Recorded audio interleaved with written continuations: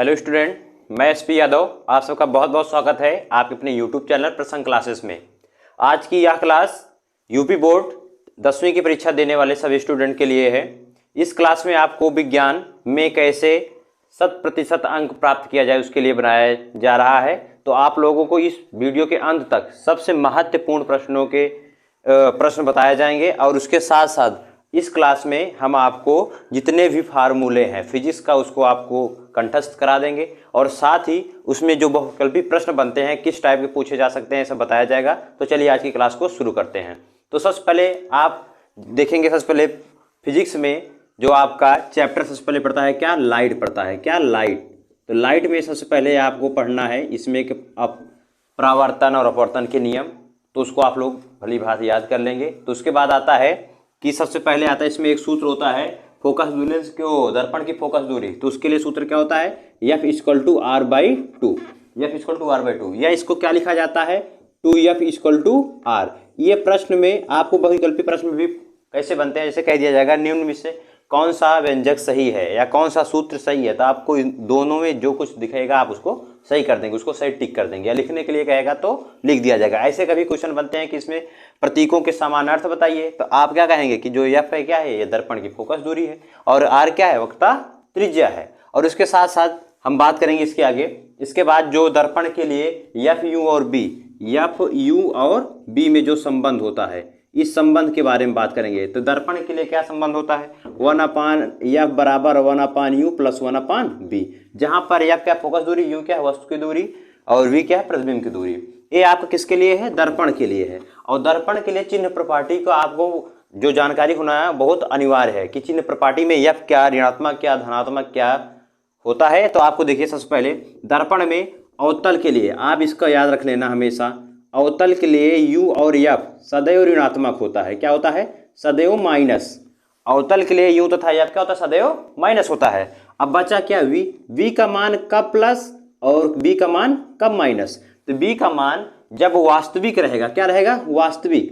तो वास्तविक रहेगा तो क्या हो जाएगा आपका माइनस, और आभासी रहेगा तो क्या हो जाएगा आपका प्लस। इतना याद रखना, चिन्ह प्रपाटी में U तथा F का मान सदैव ऋणात्मक और V का मान कब प्लस, जब आभासी रहेगा माइनस होगा तो क्या होगा, वास्तविक। ऐसे क्वेश्चन आपको बहुविकल्प में मिलेंगे और सूत्र के अगर सवाल आ गए तो वहां पर इसको याद कर सकते हैं आप। और इसके बाद अवतल लेंस के लिए, अवतल हो गया, उत्तल लेंस को उत्तल दर्पण के लिए।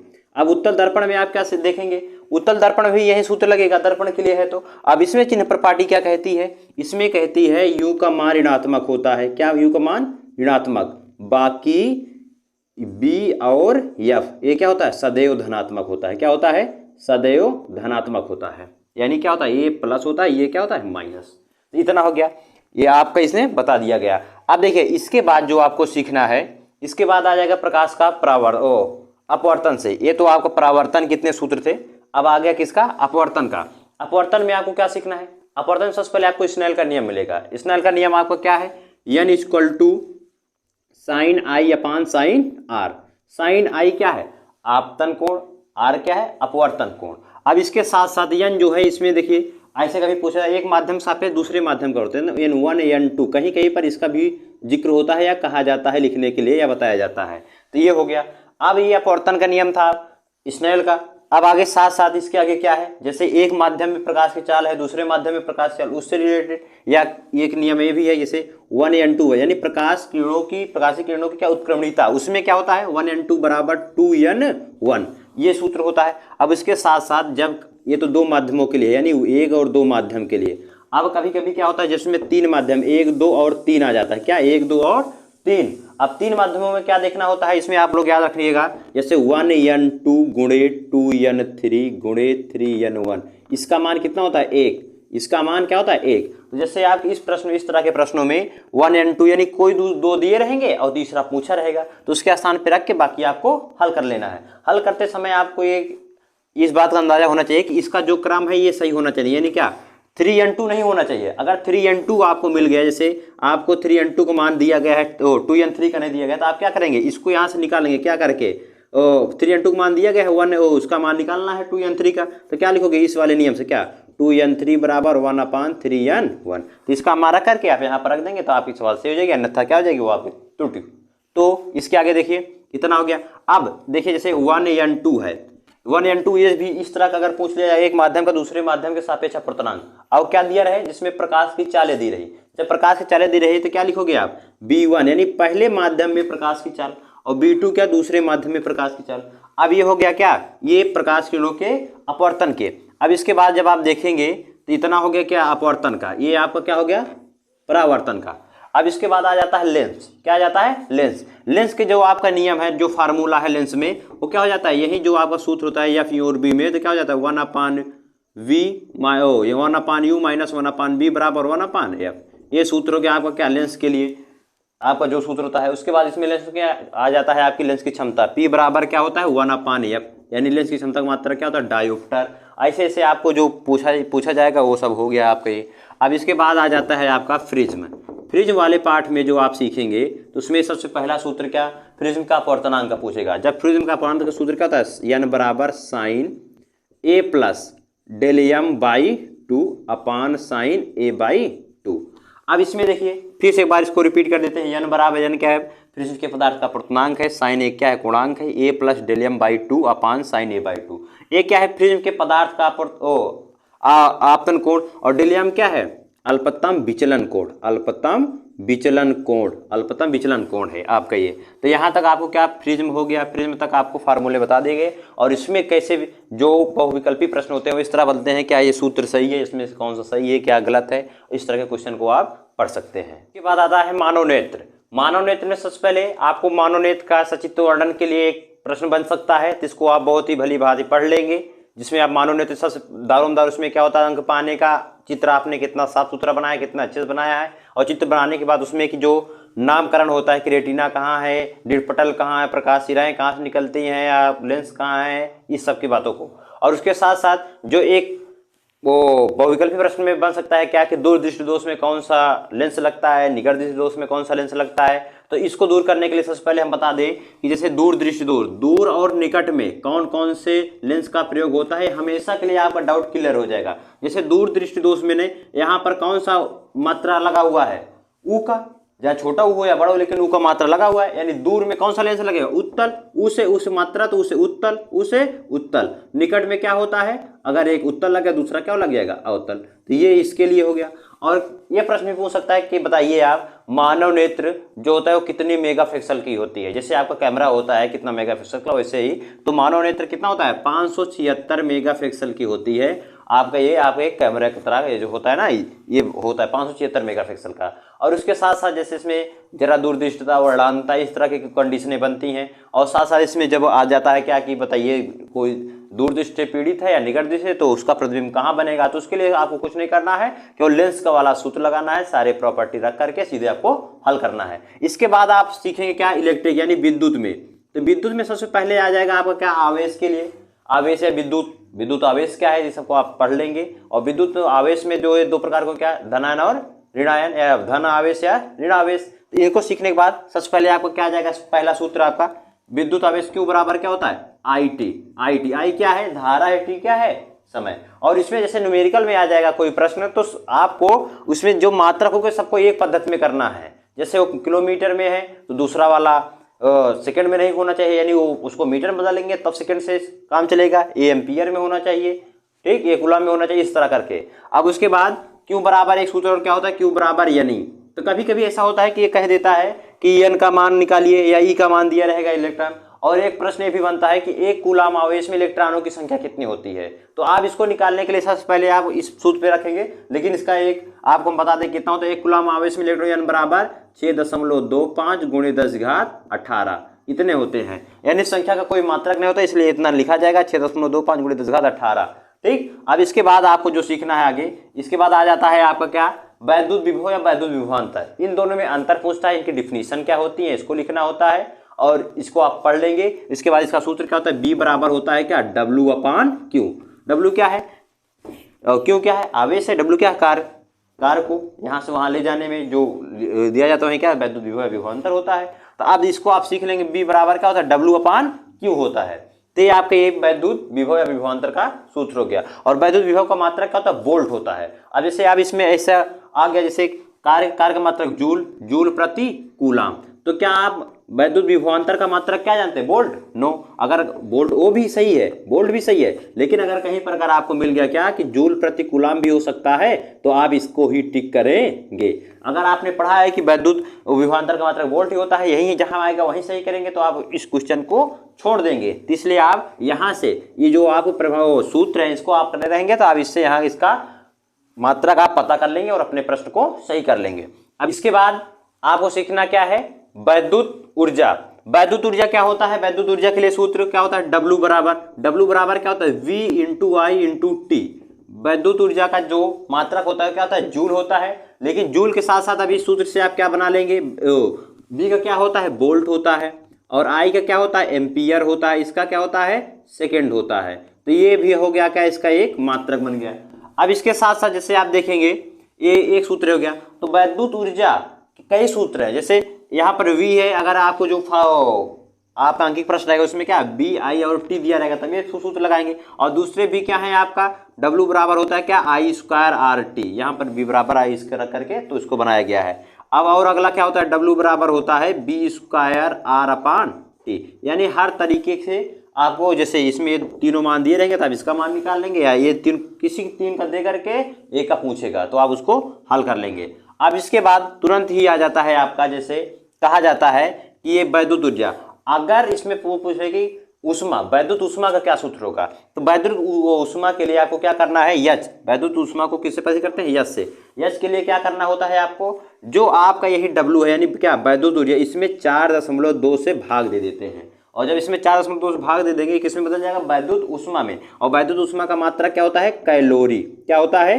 कैलोरी। इसका आप ध्यान रखेंगे। ये हो गया। अब इसके साथ साथ अब जब कैलोरी हो गया, अब इसमें अब इसके बाद जैसे W यहाँ पर एक बता दे रहे हैं, H बराबर क्या हो जाएगा? यहाँ पर देखिए वी आई टी अपान कितना? 4.2।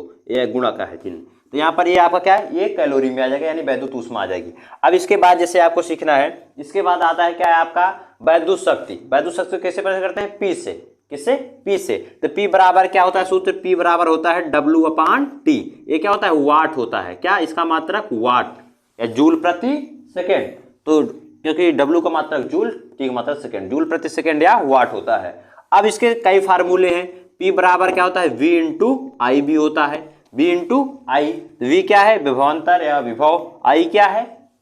धारा। अब इसके साथ साथ अगर इससे इसका देखेंगे तो क्या हो जाएगा? Volt ampere. तो अगर कहीं आपको वोल्ट एम्पियर अगर कहे वैद्युत शक्ति का मात्रक है, तो ये भी आपका क्या है? सही है। तो आप इसी तरीके से इसको आप सही कर देंगे। ठीक। अब आगे देखिए, इसका और सूत्र क्या होता है? P बराबर आई स्क्वायर आर। और इसके बाद क्या होता है? P बराबर बी स्क्वायर अपान आर। ठीक। ये आपका क्या हो जाएगा? वैद्युत शक्ति का। ये सूत्र आपको बहुत महत्वपूर्ण है, बी स्क्वायर अपान आर, क्योंकि इसमें कह देता है कि ऐसे सवाल बनते हैं कि एक बल्ब है जिसका विभवांतर इतना है, प्रतिरोध इतना है, और दूसरा बल्ब भी है, तो दोनों में क्षमता बताइए कि कितनी वैद्युत ऊर्जा व्यय हो रही है। और साथ साथ और ये सब पढ़ने से पहले आपको जैसे कोई परिपथ आ गया, उसमें प्रतिरोधों का संयोजन कैसे किया जाता है, इसके बारे में आपको गहन नॉलेज होना चाहिए। क्योंकि आप जानते हैं कि जो श्रेणी क्रम होता है उसमें क्या है? एक दूसरे से जुड़ा होता है, दूसरे का पहला सिरा, और उसमें क्या होता है? समांतर क्रम में उसमें सभी प्रतिरोधों का एक सिरा एक बिंदु से और दूसरा सिरा एक दूसरे बिंदु से। तो इसके लिए देखिए, श्रेणी क्रम में आपका क्या होता है? श्रेणी क्रम के लिए श्रेणी क्रम में क्या होता है? R बराबर R1 plus R2 plus R3, यानी डॉट डॉट। और समांतर क्रम में आपका क्या होता है? इसको क्या बोलते हैं? पार्श्व क्रम। क्या बोलते हैं? पार्श्व क्रम। तो इसमें क्या होता है? 1/R1 बराबर 1/R, यहाँ पर 1/R बराबर 1/R1 plus 1/R2 plus 1/R3 से डॉट डॉट। ऐसे करके जब इसमें आप सब मान रखेंगे तो आपका ये हल हो जाएगा। और जो चित्र वाले सवालें होती हैं इसमें वो बहुत महत्वपूर्ण होती हैं, तो सवालों को लगा करके इन सब सूत्रों का आप ध्यान रखेंगे तो उसको हल कर लेंगे। इसके बाद आता है वैद्युत जनित चुंबक वाले पार्ट में। तो वैद्युत चुंबक वाले पार्ट में सबसे पहले आपको वैद्युत जनित वैद्युत मोटर पढ़ लेना है। तो इसके सीखने से पहले जैसे इसमें कुछ फार्मूले हैं उसको बता दे रहे हैं, और साथ में वैद्युत मोटर जो है आपको सीखना है। उसको वैद्युत जनित्र में दिश धारा और प्रत्यावर्ती धारा जनित, इस दिश धारा और प्रत्यावर्ती धारा में अंतर क्या है, ये सबको आपको पढ़ लेना है। इसके चलिए फार्मूले देखते हैं। तो जो आपको पहला फार्मूला है वो क्या है? जैसे कोई सीधा लंबा तार है, उसके लिए चुंबकीय क्षेत्र की तीव्रता या चुंबकीय क्षेत्र का मान बताइए। तो उसके लिए सूत्र क्या होता है? B बराबर K into I upon R. K क्या है? एक नियतांक है, इस नियतांक का मान दिया रहता है। नहीं तो इसका एक और सूत्र क्या होता है, बी बराबर μ0/2 I अपान आर। तो ये सूत्र होता है। आई क्या है, विद्युत धारा है, आर क्या है, उनके बीच की दूरी है। तो ये हो गया। अब उसके साथ साथ एक इसमें और एक महत्वपूर्ण प्रश्न है, जैसे क्या विद्युत वाहक बल पूछता है। विद्युत वाहक बल के लिए क्या होता है, इसमें चुंबकीय फ्लक्स में परिवर्तन यानी क्या, φ2 - φ1 अपान डेल्टा टी, चुंबकीय फ्लक्स में परिवर्तन की दर और बट्टे डेल्टा टी क्या, विद्युत वाहक बल, ऐसे लिखा जाता है। और इसको और क्या लिख सकते हैं, minus delta phi upon delta T, या कुछ लोग इसको अलग करने के लिए क्या करते हैं, ई बराबर माइनस डी फाई अपान डी टी, ये दोनों एक ही चीज़ है। और उसके साथ साथ देखिए इसमें एक और आ जाए, जैसे आ गया आपका फेरों की संख्या दे दिया गया, तो फेरों संख्या दिया है तो उससे गुणा हो जाएगा क्या, यानी डी फाई अपान डी टी, यानी क्या है, फेरों की संख्या है। अब इसके बाद ये आपका चुंबक हो गया, इससे पहले और सब बताए गए। और फिजिक्स के बाद जो पर्यावरण आता है, तो पर्यावरण में आपको क्या क्या है, आपको पढ़ना बहुत इंपॉर्टेंट है। जैसे उसमें क्या होता है, कचरा प्रबंधन वाला एक पार्ट है, यानी अपने पर्यावरण को कैसे सुरक्षित रख सकते हैं इसको करके। और साथ में उसमें जो एक पवन चक्की या ये सब होते हैं, तो इसको आपको पढ़ लेना है। तो साथ में अब यहाँ पर इसके बाद बात करेंगे सभी महत्वपूर्ण प्रश्नों के। इंपॉर्टेंट प्रश्न आपके क्या क्या होने वाले हैं पूरे विज्ञान में, यानी सबसे पहले इसके बाद हम बात करेंगे, आपको फिजिक्स के बारे में हमने बता दिया, सारे सूत्र बता दिए जो जरूरी है, जैसे वैद्युत मोटर, वैद्युत जनित, वैद्युत बल्ब।